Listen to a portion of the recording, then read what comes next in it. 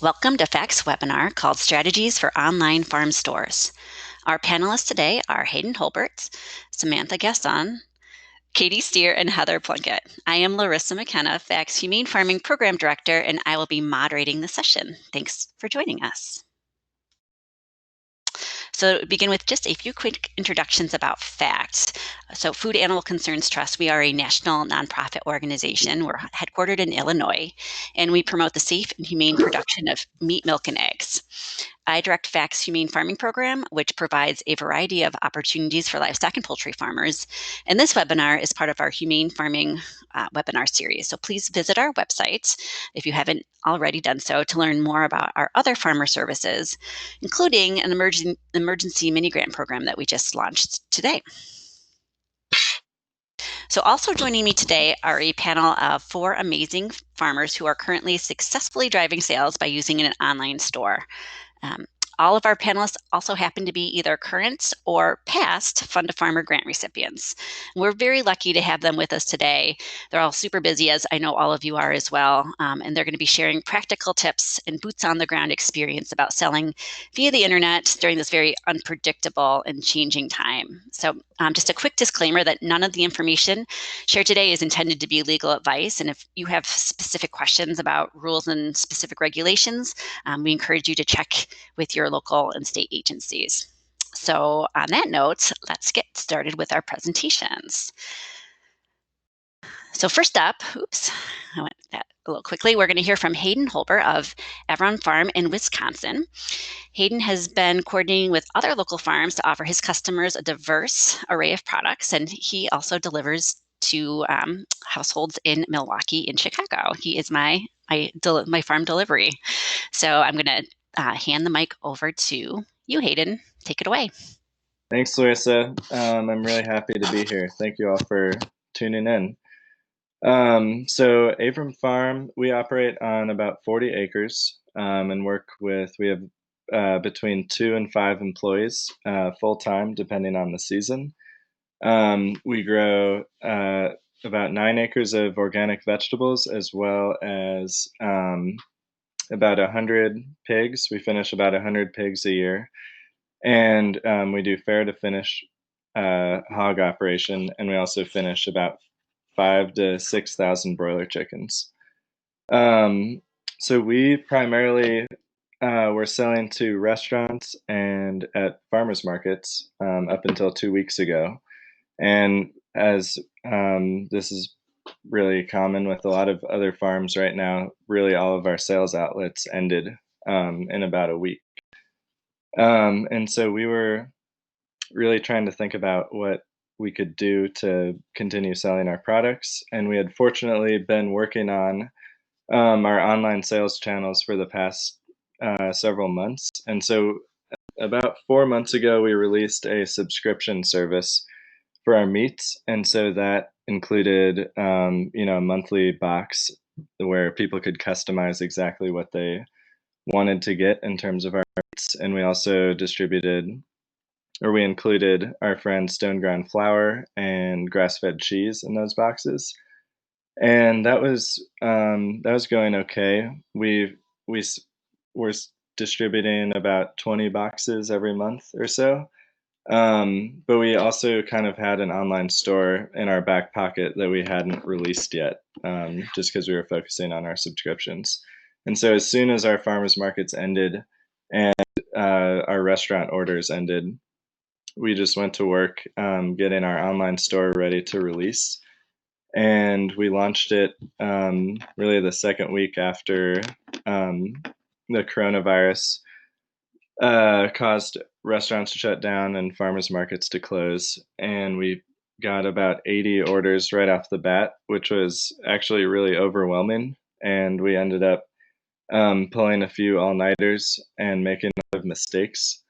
But this actually today is our second delivery day, where we had a little over 100 orders, and we pretty much spent the past week getting ready for this day and kind of streamlining our pack line and getting our inventory right, so that we wouldn't make the same mistakes again.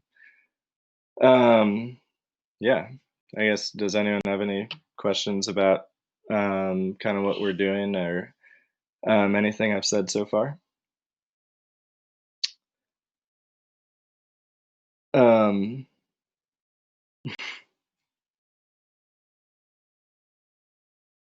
yeah.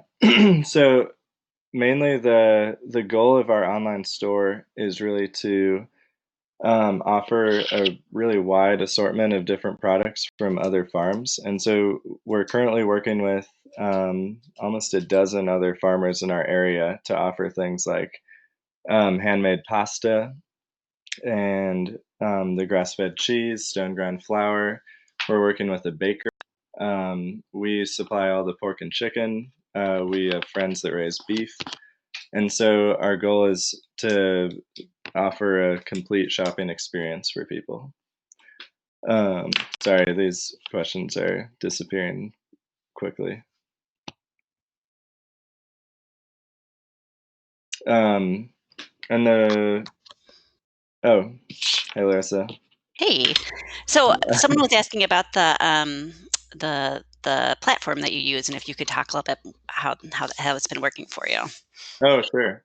Yeah, so I've used Shopify, Local Food Marketplace, and Barn to Door in the past, and we've tried using those platforms for our to manage our wholesale orders, in addition to trying some online retail um, projects out in the past. And we we landed on Gray's Cart, and I really like it. Um, it's a pretty powerful platform that allows you to sell variable weight products, which is really important for us meat producers. And it's really intuitive. It's easy to set up. It's pretty plug and play. The biggest thing I think is just to have nice pictures. Um, I don't know. Gracecart does not work with WordPress. They have their own landing page, which is also nice because you don't have to have two kind of different websites. Yeah, so that's our online platform. Uh, it's been working really well. The back end is really nice for processing orders. It generates really nice packing sheets where we haven't really had too many issues so far with missing items just Mhm. because it's really clear. Yeah, There's a couple questions also, if you would speak for a minute or so, just about some of the mistakes that found and how you kind of were oh able to yeah. correct them. Yeah, so I mentioned we're working with a number of other farms, and so our supply chain gets a little bit complicated. And the vegetable farm that has a lot of winter storage crops, because we're located in central Wisconsin, and there aren't a lot of um, it's not a lot growing right now. And so our friends Produce with Purpose Farm store tons of beets and carrots, potatoes, things like that. And so our main issue last week was we weren't able to get those things in until the day before delivery, and so that gave us a really tight window to pack 83 boxes. And I was working with two other people on the farm, and we didn't really have a pack line set up, and it was pretty haphazard. Yeah, Gotcha. Let's see. I'm working some. So we'll save a bunch of the questions for the end because I know there's some of the other presenters also have insight onto some of the various platforms. Let's see. Maybe take one more at this point. Um, let's see. Maybe talk about how long it took you to get up and running with your online store. It's easy sure. to, yeah. Yeah, so I was just looking. We have uh, 98 products on our store, and adding products really to any platform is fairly labor intensive. I think it took I had an employee enter pretty much all of our products several months ago when we started building the store. And it probably took him 2 days just to add all our products and optimize it for the store so that we dump each product into the correct collection, which the collections are, you can see, shop by category. Every product is associated with a collection, so it's easier to filter products and allow people to find what they want. Um, yeah, So you said just a couple days, just based on the number of products, especially that kind of made it. so since, Yeah, yeah, since we had the ball rolling, it really only took a couple days to build the online platform out. But what we weren't prepared for was the influx of orders. I think we could have handled 20 really easily, but we ended up getting around 80. And we honestly couldn't really afford to turn people down because we are continuing to produce food. Our bills are the same for the most part, and so we were really fortunate to get an influx of orders um, and pretty much compensate all the restaurant orders and farmers market revenue that we lost. But it did come at the expense of our quality of lives and screwing some orders up, which I think, managed fairly well because we responded quickly to people and explained our situation and were really responsive, and people were really kind and understood. right. Someone is asking about so the Grace Card is a subscription, a monthly subscription, correct? Correct. Yeah. And if you could talk just briefly about the costs involved. Sure. Yeah, so since we weren't using our online store for a number of months, I knocked it. I think Gracecart has three tiers that you can subscribe to, and the cheapest one I think is $25 a month, and that's really just a landing page. Um, so we built the store out, and then since we hadn't released it yet, I didn't want to be paying the 100 a month that we're paying now. And so I just maintained the landing page with the store built in, but it wasn't allowed to be visible because we weren't subscribed to that feature. And then I think there's an intermediate that's like 60 or 70 a month, and you're restricted by a few things. I think number of drop off locations and might be number of customers, I'm not sure, but the most expensive one ended up making sense for us, and that's about $100 a month. Yeah.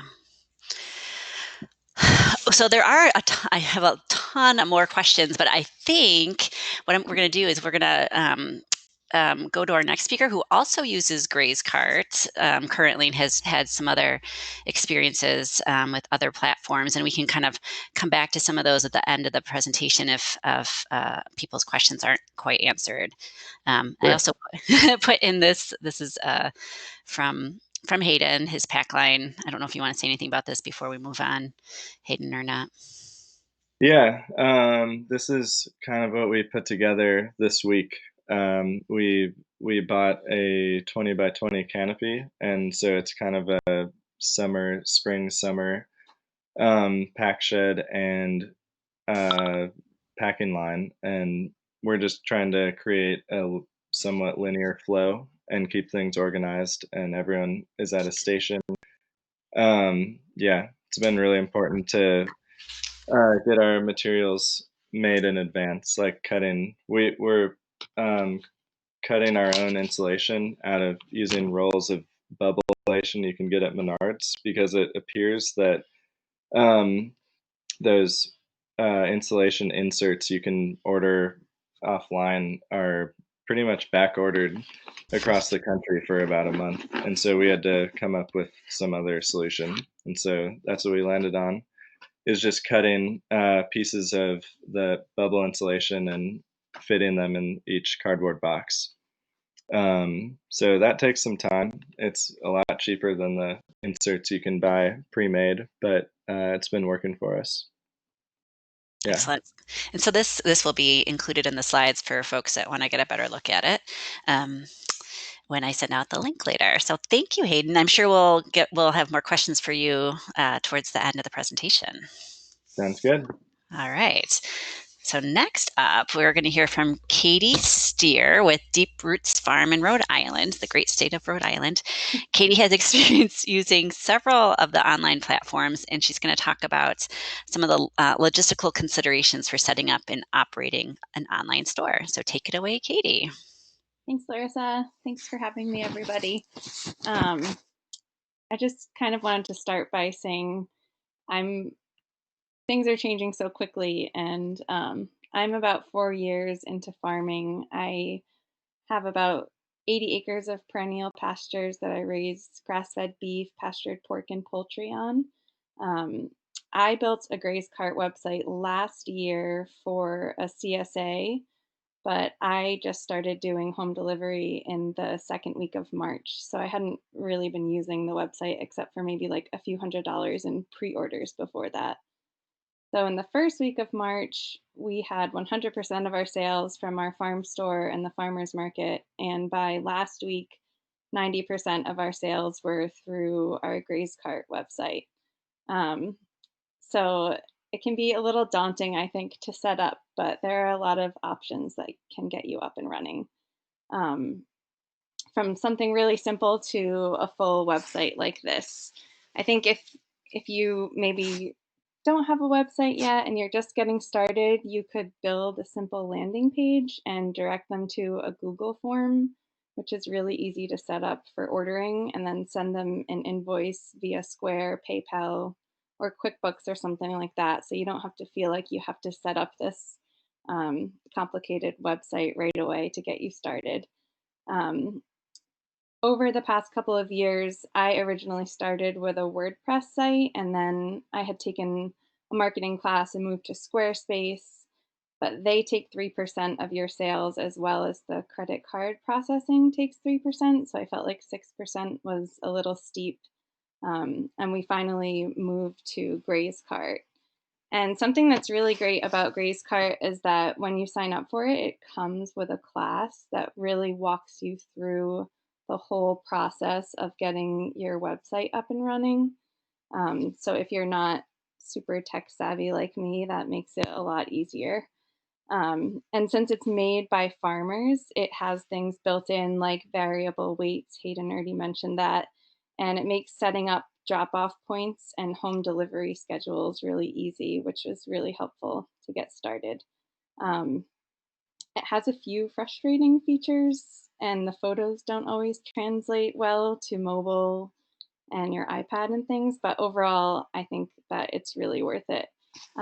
I saw that a couple people had asked before the webinar about the costs of the website, and Hayden already mentioned it's $59 a month for pickup locations and $99 a month for delivery, which seems like a lot, but 3 weeks into this pandemic, we already would have lost about $10,000 in sales if we didn't have this website up and running. And I feel like if you think about the Great Depression, it really changed the way that people thought about food for their entire lives. And I think that COVID-19 is going to have a similar effect. And if you can really invest a little bit of time and money into getting your sales online, it could really benefit you in the long run. If you are looking for a little help with getting your website up and running, I listed a couple of places that I have found really helpful. The first is Charlotte Smith with 3 Cow Marketing. She offers a lot of really great free resources, and she also has a paid class, which is $300, which I took and found it really incredibly helpful. And she covers everything from marketing to setting up a Squarespace website, and also to how to use MailChimp to connect with your customers via email. Graze Cart also just made their shipping course available for free for, I think, 60 days to all farmers. And I believe that costs over $1,000 otherwise. And I just started taking it, and it's great.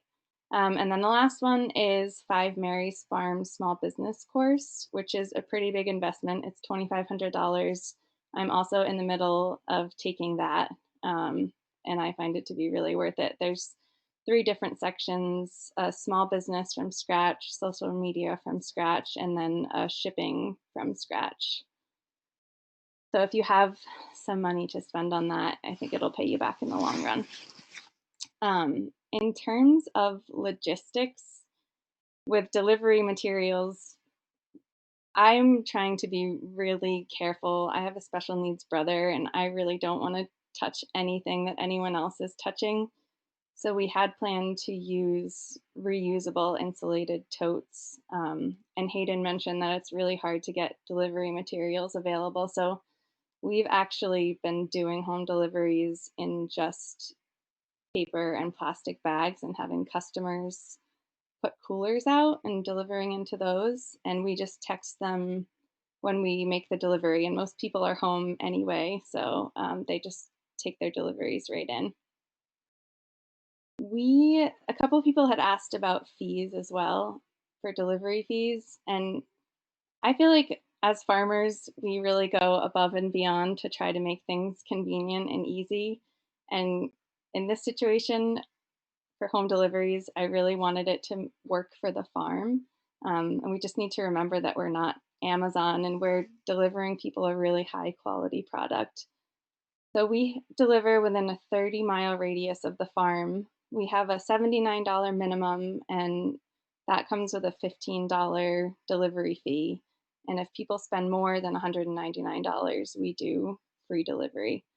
A lot of our deliveries are in Providence, so that's sort of a cluster of 10 deliveries with the $15 delivery fee sort of makes up for the outliers. And charging this amount has allowed us to pay standard mileage fees plus $15 an hour to our delivery drivers, which we feel good about. And then even, even if we're doing a delivery 1 or 2 miles from the farm, it still takes time to put the order together and money for the vehicle and fuel, and those things all come at a cost. And recently, one of my customers told me that he feels like he wants people to remember that eating this food is a real privilege, and I think that it's important for us as farmers to remember that too. Um, like Hayden, we are trying to be a little bit of a one-stop shop. So we're working with a couple other farms. And we also have Farm Fresh Rhode Island, which aggregates a lot of local products for us, and we can purchase from them. So we're trying to be as full diet as possible. And that has really resulted in people purchasing every single week from us so far for the last 3 weeks.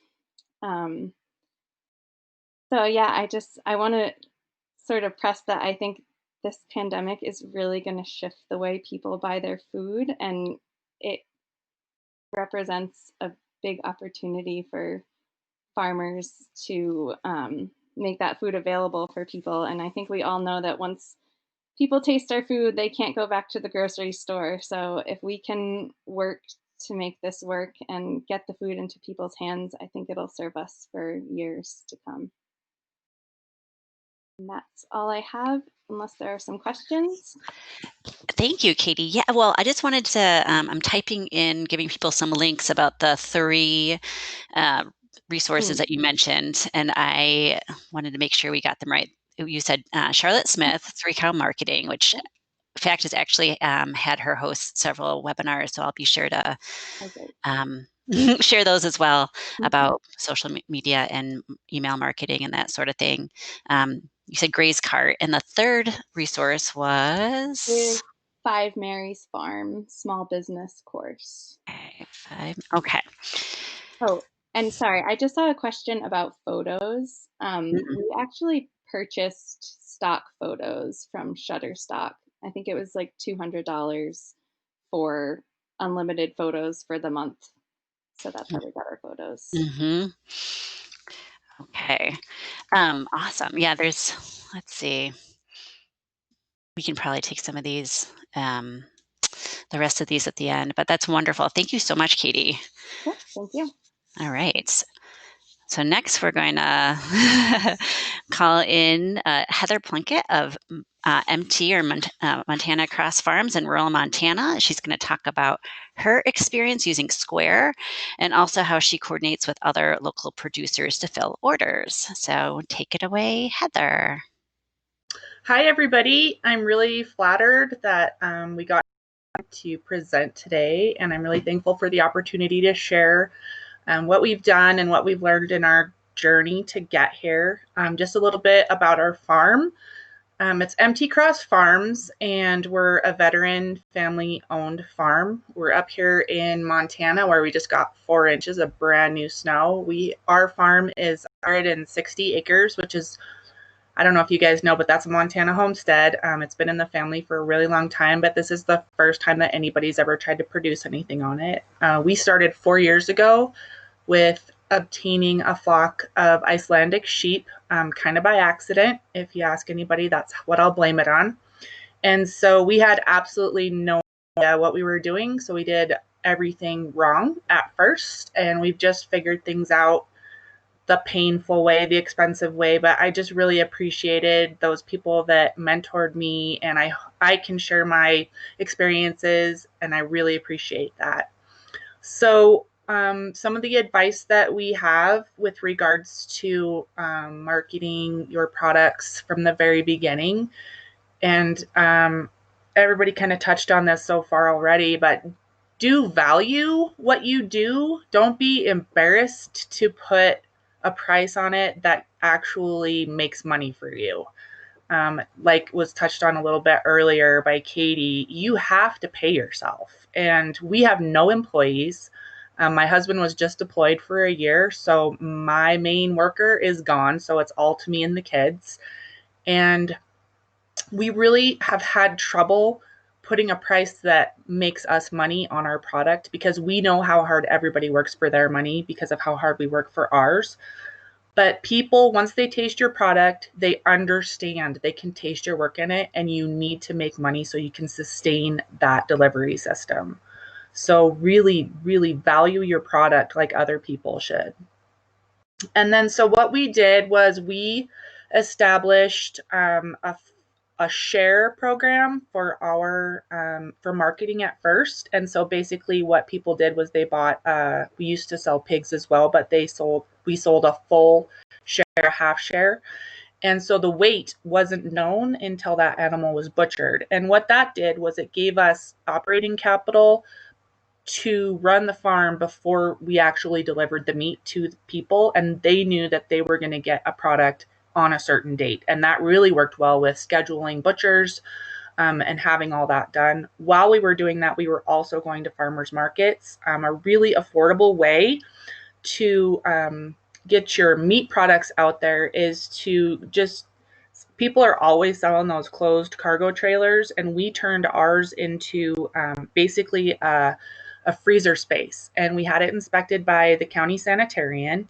And all you need to have is a closed space with the washable walls with your freezer in it, and then you just install a really cheap hand washing sink. You can get them on Amazon for like $90, and you can get that set up. And in this time, it's super amazing to have that, because your storage costs, we don't have storage costs for our meat because our meat is all in this trailer on our property. So that's a really good thing to do. And plus, it makes it easy when you're shipping meat. You have that space established in that trailer where you can go and do it, and you don't lose any temperature when you're getting your meat ready to ship. We are really big on recycling up here at Empty Cross Farms, and we've found that our customers respect it. I know that a pristine box with your logo on it is really attractive to get to people, and I like how Katie talked about the fact that she's delivering in paper bags to people's coolers in this time, which is great. But think about going around to restaurants, obviously not now, but going around to restaurants, and those restaurants that serve seafood usually have that seafood shipped to them in cooler boxes. If you tell them that you'll take them, they'll usually give them to you for free. And those things are so expensive. They're like $90 a piece if you get those. So just keep your eyes out and try to recycle those things that are already out there, and it just really gives you a gut. Another thing that I really wanted to touch on was the fact that you guys don't feel like you have to go this alone. Hayden and Katie both already talked about how the fact that they work with other farms. We specifically specialize in Icelandic sheep products. We do the meat, the milk, into lotion products and things like that. And then we also do the fleeces. And I am awful at marketing, but I connected with a gal who's also in Montana who raises Icelandic sheep. And then we got in touch with another ranch that raises Icelandic sheep. And we backfill each other's gaps. So she's super good at the marketing. She's really good. She's super dynamic, super adorable. If you want to follow her on Instagram, it's Big Sky Caroline. She was sharing today.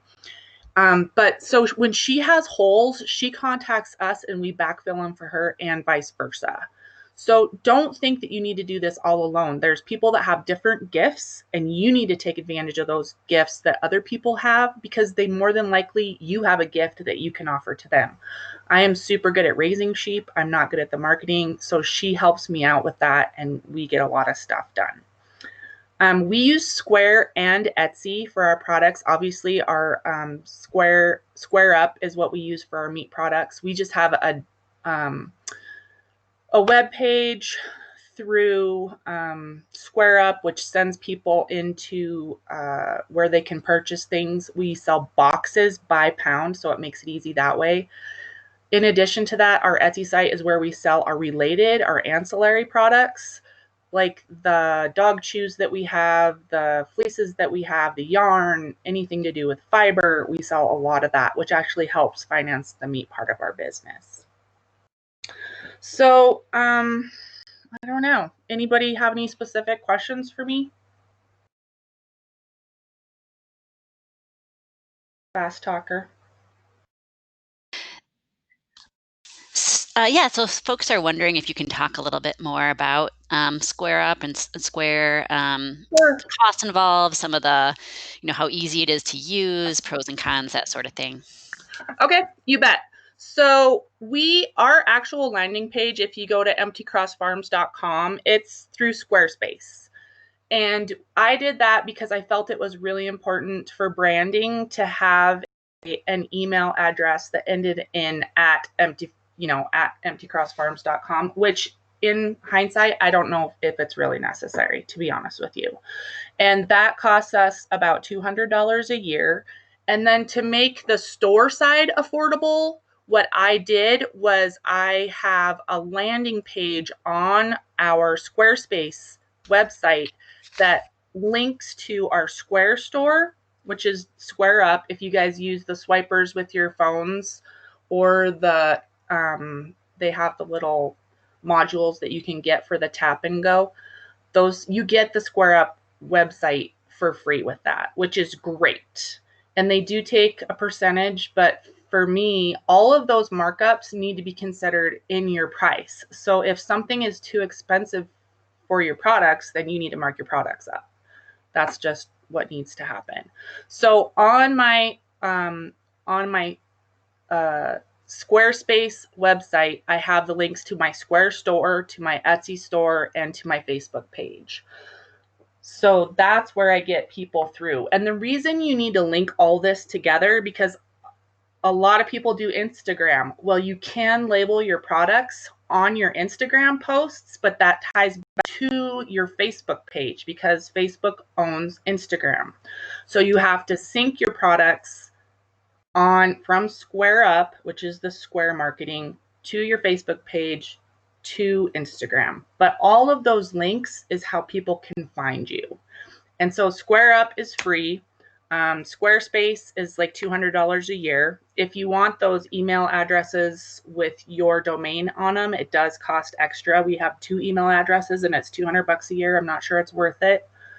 But that's how we roll. And then on the Etsy store, it is a percentage as well.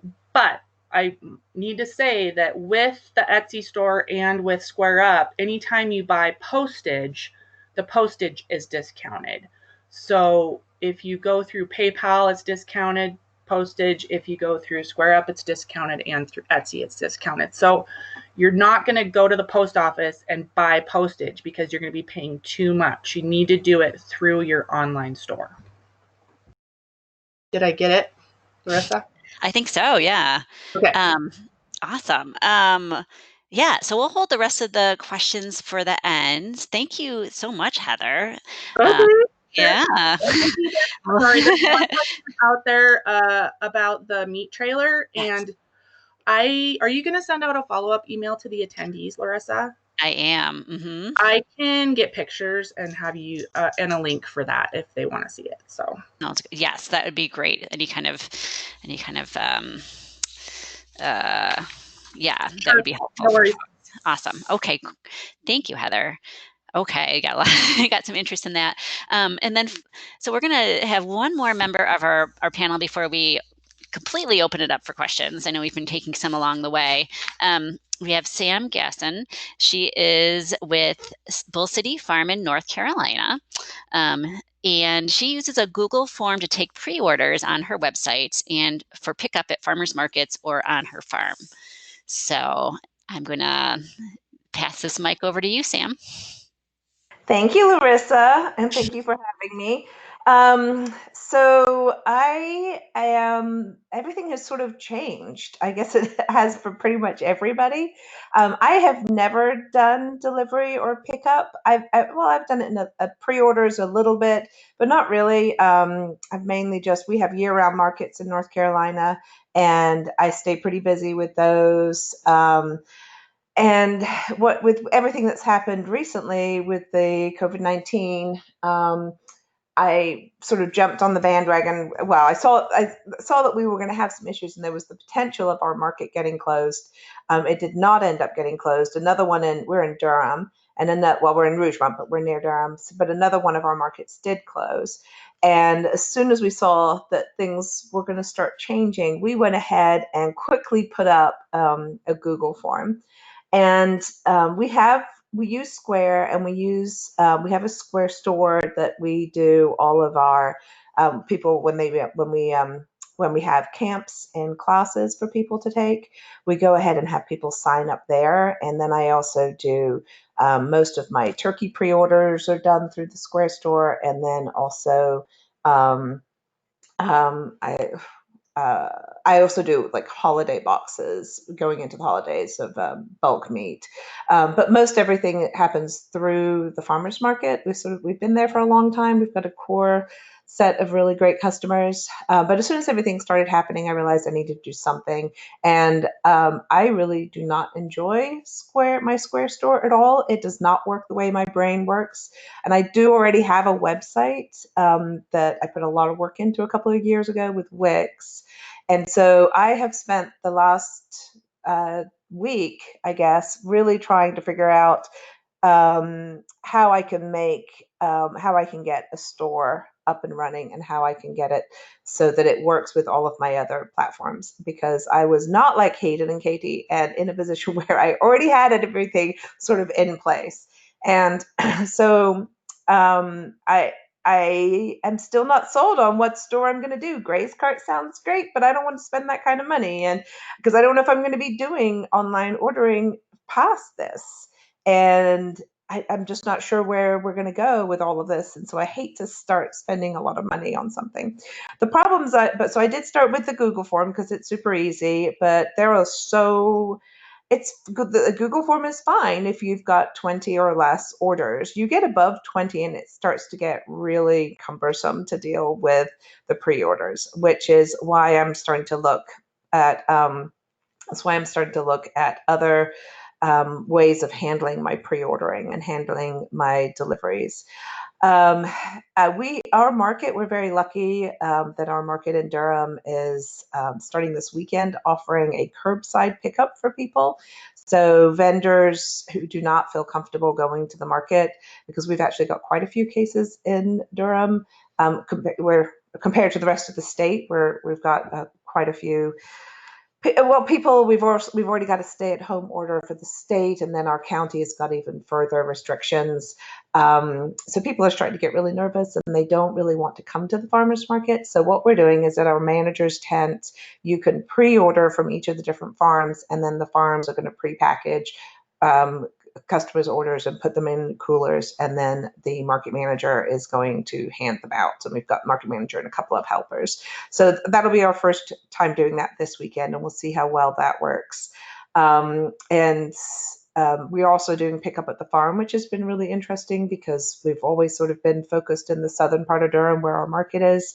And it's interesting to see when we started taking pre-orders, how many people were coming out to the farm. Probably about half the people are brand new customers. Maybe more than half the people we're getting orders from at this point are brand new customers. So we're just trying to do our bit. So I feel like maybe I'm not the best person to be a presenter because I'm in flux, like a lot of you guys are in the audience.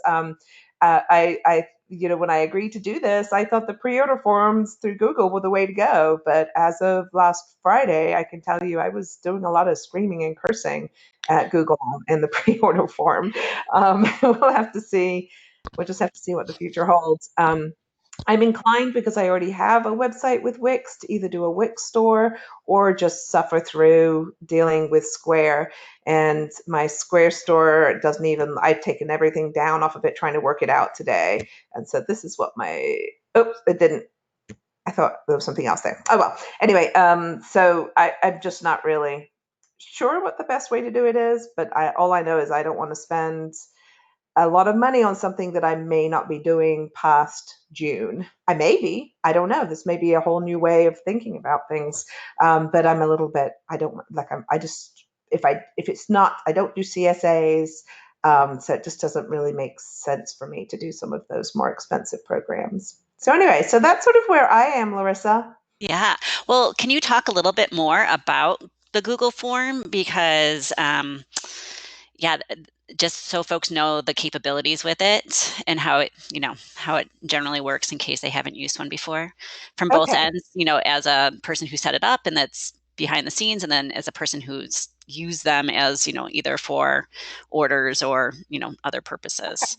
So if once you, it's pretty easy. You just go with whichever email that you're working with, whichever Gmail account you have. You can go to your Drive and you can choose a Google form, and then there's some templates. Well, it's very, very limited. You can't really do too much with it, but you can set up sections. It's pretty self-explanatory. It's super easy to do.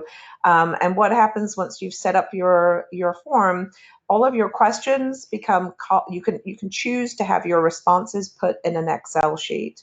And the way it works is each question becomes a column, and each response becomes a row. So when you're writing out your questions, think about how you want to be able to collect your data, which I did not do when I set up my first form 2 weeks ago, but I did do this week. I've set it up so it makes a lot more sense now.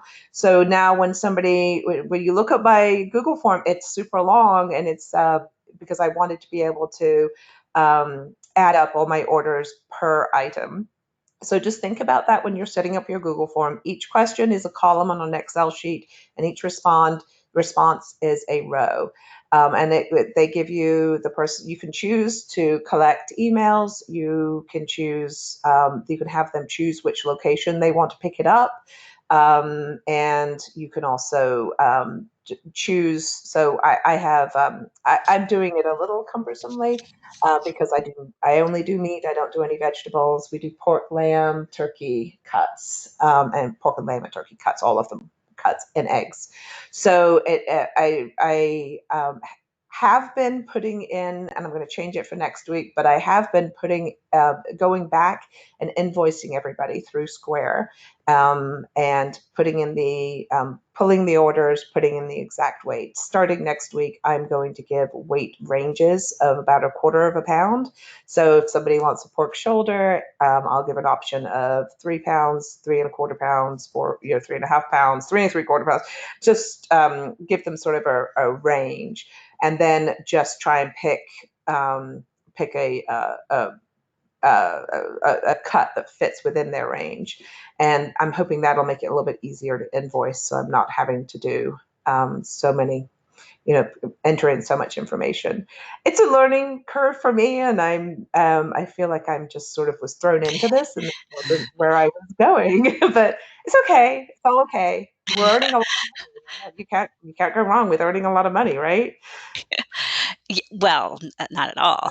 Um, someone was asking, yeah, someone was asking if the Google Forms are part of your website or separate. And as you can see here, this is actually Sam's website. The kind of reddish brown link is to the Google form, which is Yeah. the next one. So you have a link from your website to something separate. But someone also was suggesting, and I can actually second this because I use this as well for other purposes, Jotform, which is another kind of form making software Okay. or platform that is, not specific to agriculture or even businesses. You can use it for all different sorts of things, but it does have a lot of other capabilities it does cost something, but it's on the $20 a month sort of range versus free. But let's see.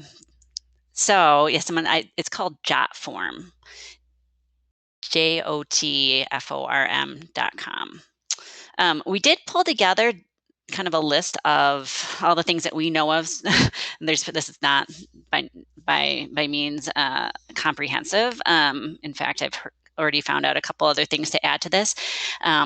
Someone in the audience suggested that what would be really helpful is to kind of have each option broken down into costs involved and like kind of basic fundamental functionality and capabilities, whether it's flexible weight versus being able to upload things, that sort of thing. And if that would be helpful to folks, we could look into. I can't guarantee it would be anytime in the next couple days, but we could look into kind of pulling that sort of synopsis together.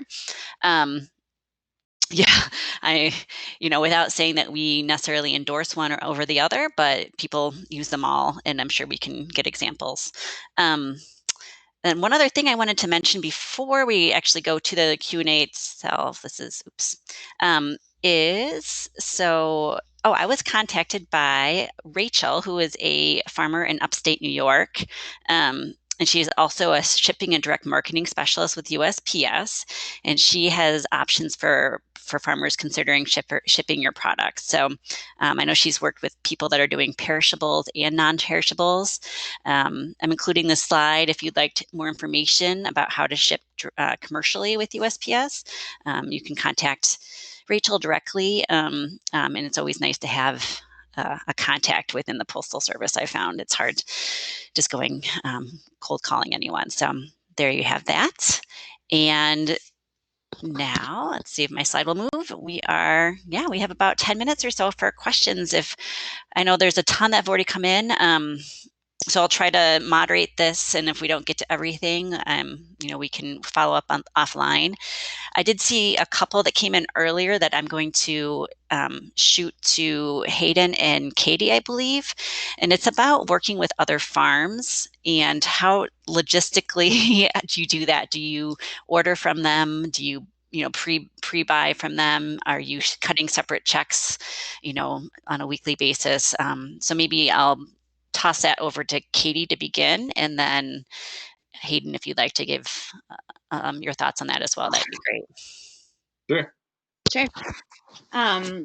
I have been pre-buying, so the non-perishable or less perishable items like the salsas and sauces and granola and things like that, I buy a larger amount of because I also have a retail store, so I have that stuff in my retail store. For the more perishable items like greens and milk and yogurt, I just buy an amount that I know that I'll sell and list that inventory on my website. And then when it's sold out for the week, it's sold out. There's there's a thing in the business world called planned scarcity that a lot of big corporations use, which I'm not using on purpose, only because I don't want to overbuy. But if somebody comes onto your website and they really want greens and they're already sold out for the week, they're going to be more likely to get on there when you reopen sales for the next week and order. So that can actually be helpful for your sales. I am working with a few individual farms and I am cutting them checks every week. And then I'm lucky to have Farm Fresh Rhode Island, who aggregates for businesses like me. So I can order from multiple places and just um, cut them the check for the week. So I think, Hayden, you could take that from there. Yeah, we really do exactly what you do. We buy at wholesale prices from other farms in larger quantities, and depending on how perishable it is, kind of informs how conservative we are in buying it. So we're starting to take data from our previous week's sales, and that helps tell us how much of certain products we need to buy from other farms. And fortunately, my girlfriend, who Lydia, who runs the farm with me, she was a produce buyer for a grocery store, so she's really good at that, and has a really organized and effective way to keep inventory and uh, maintain our supply chain. Excellent. Thank you. Actually, let me give this one back to you, Hayden and Katie, since you're both using Gray's Cart. Someone is wondering if you can check out as a guest. Your customers can check out being a guest using Gray's Cart, or if they need to have an account as well. I don't think there's an option to check out as a guest. I believe you have to make an account, at least on my site. And Hayden, I don't know if that's an option at all. Yeah, I think that's the same for us. I'm not 100% sure, but I'm pretty certain you do have to make an account. It's Thank not you. a complex account. It's really quick and easy to use. And I haven't personally had any customers who've had an issue or a problem with having to create an account. Yeah, same. We have a few hundred registered customers, and only probably half of them have placed orders so far. So I'm not exactly sure what that means, but it seems pretty easy for people to just sign up as a customer. Thank you, guys. Yeah, I would say that too as a Grace Cart customer. It's Oh been yeah. pretty easy. um, oh, a note from someone. They wanted to let you know that they are able. This is kind of more general, able to find smaller and mid-sized cooler boxes for free from veterinarians in their area. Just as another resource that Heather was talking about, trying to find reusing things when it's safe to do so, of course. Let's see. A lot of people are wondering, how, and this is not really the topic of this webinar, but going from not having an online store to having an online store and having such a great interest, and even the first weeks being overwhelmed with orders. How did you do it? Any Maybe I'll shoot this one over to Sam first, since I know this is kind of a new thing.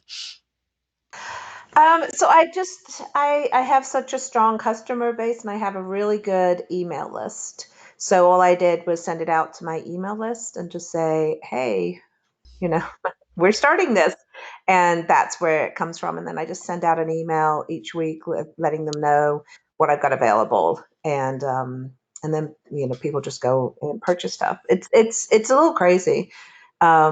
Not having ever done that before, then to just have it happen and sort of like Hayden. And I mean, it's just, you can't quadruple your sales, and not without having the infrastructure in place. And that's been my biggest problem, is having to scale up on pickup, or doing pre-orders when I'd never done it before, really, on any sort of scale. And then being on this much larger scale, we had we had all the market tables laid out all over the house. The whole family was packing stuff and labeling stuff and checking stuff. It was a little crazy, but yes, I just think and I think Charlotte with 3 Cow Marketing is always emphasizing, get that email list. And so it helps if you've been in business for a while, so you already have a lot of those customers and a lot of those connections. A little bit harder if you're just starting out, but if people know who you are, it's a lot easier. They're a lot more willing to buy from you. So a really good website, with lots of pictures and lots about you, and then good social media. coverage. Also, anytime you talk to anybody, take their email. That's what I do. And I'll just pop in. This is Heather. I'll just pop in too. Is there's absolutely no reason that you have to have unlimited shares of what you're selling. You can say I have 40 shares.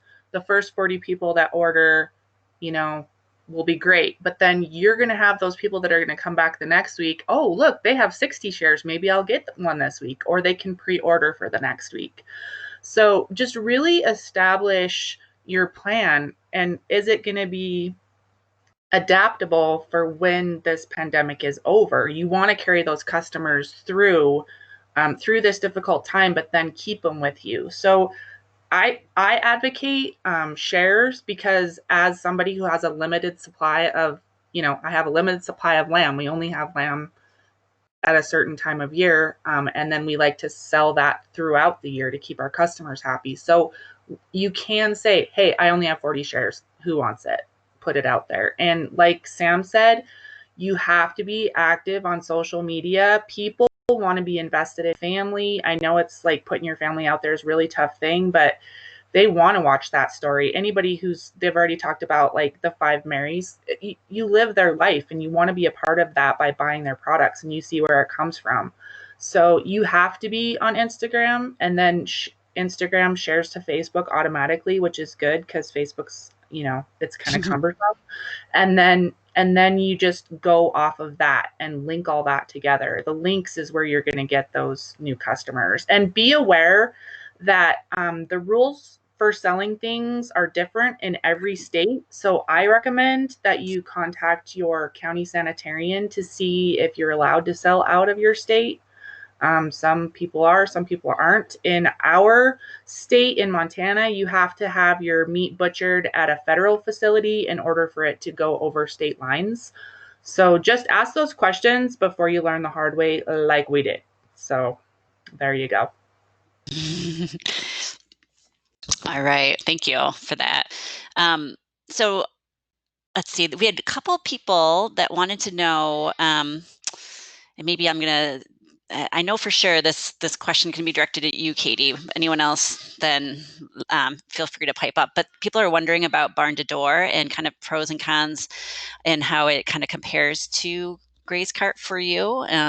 Anything you'd like to talk to about that would be great.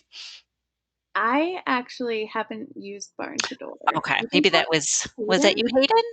So one of you guys spoke of that. Hayden, I think you're on mute. There you are. There you go. Yeah. What was that question? Sorry about that. Yeah, people are just wondering kind of the pros and cons comparisons between barn to door and Grace Cart, since you've used both. Sure. I'm not trying to throw much shade on barn to door, but I was kind of turned off by them just because it seemed like there was a really expensive upfront fee to set the website up. And it really wasn't all that different from Grace Cart in terms of the services they provided and the capabilities that they offered.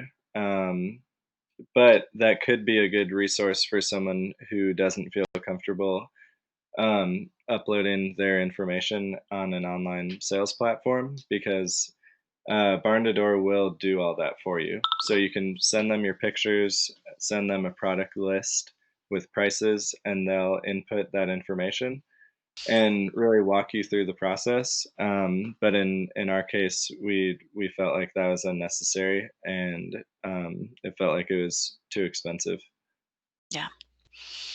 Someone's also wondering if anyone on this panel has used Facebook to sell for online sales, besides just posting, but any of their, I guess, stores. I have not. No, I haven't either. Okay. Well, let's see. So I think it's, I'm going to end it right about now. people have been asking if this was recorded, and it was. I'll be sending out a link to the slides and to the recording and a bunch of other resources that were mentioned either in the chat bar or by our presenters. There is also, as a reminder, a really quick survey that's going to pop up on your screen. Let me just push this forward. In about a minute or so, if you would please take it and let us know how it went, what other things we could be presenting on. If you have ideas for the future, that'd be awesome. Hey, Larissa, can I Yes, say one thing? This sure. is Sam. So in North Carolina, we have our cooperative extension has a listserv called Growing Small Farms, and Debbie Roos, and I noticed that she's in the audience. She is offering a webinar about how to set up a Square store. So if you wanted to be able to do that. So if you just Google Growing Small Farms, you should be able to come up with, or Debbie Roos, and you should be able to come up with the information you would need to sign up for that course for those of you who are interested in doing Square Store. Great, that's right. I will try to include that in my follow-up email as well.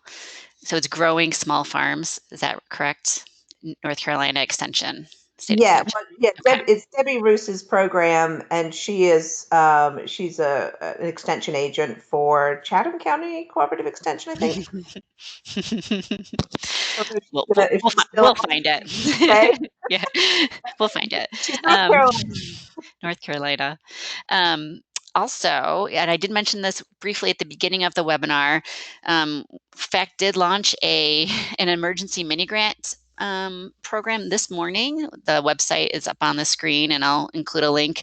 We are having a ton of interest, so folks that when and if we run out of funding, we will be starting a wait list, and we'll be kind of doing more fundraising around this effort going forward, but folks may request up to $500 for materials, services, or equipment that would help them transition to an online or an alternative sales strategy, or for other projects that would help their farm business to maintain sales during this crazy COVID-19 crisis time.